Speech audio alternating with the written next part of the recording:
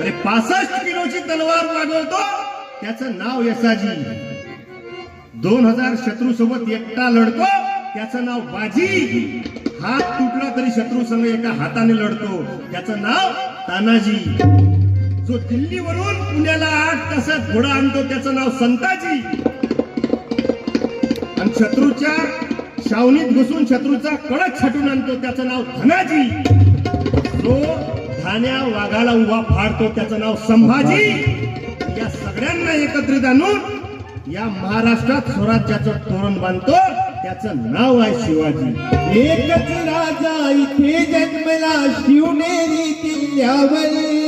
एकच राजा इथे जन्मला शिवनेरी किल्ल्यावर. किल्ल्यावर किल्ल्यावर माझ्या राजाचं माझ्या देवाचं माझ्या शिवाचं